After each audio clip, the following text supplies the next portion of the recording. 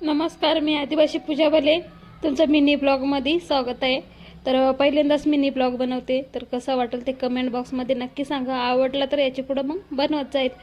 तर इथं घरातली कामं आवरायची चाललेले. सकाळी डब्बा वगैरे झालं, म्हटलं घरातली साफसफाई सोफा वगैरे आवरून घ्यावं.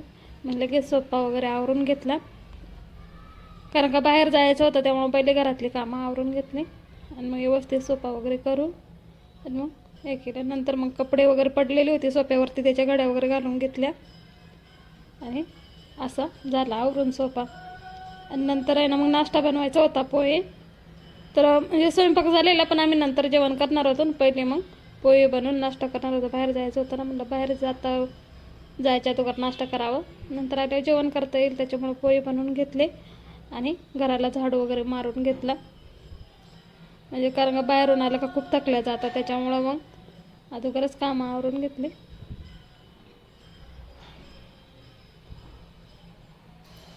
तर तयारी वगैरे केली आणि आता म्हणलं बांगड्या वगैरे घालून घेते, मेकअप वगैरे करते.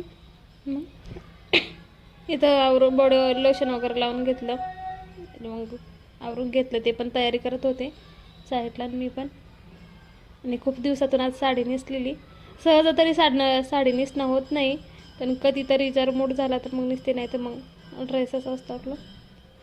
आणि मला तर खाली केस बिलकुल आवडत नाही, असे मोकळे सोडलेले, त्याच्यामुळे वरती क्लेचर वगैरे लावून घेते. आणि माझं झालेलं आवरून. तर म्हणलं आता नाश्ता वगैरे करून घ्यावा. तर तयारी झाली, मग नाश्ता करायला घेतला. तर मग नाश्ता करून झाला, आम्ही आता चाललेलो बाहेर. तर त्यांना बोलले की मी लॉक वगैरे लावून घ्या, कारण का चावी त्यांच्याकडे होती म्हणून. मग आणि मी लगेच आम्ही निघालो.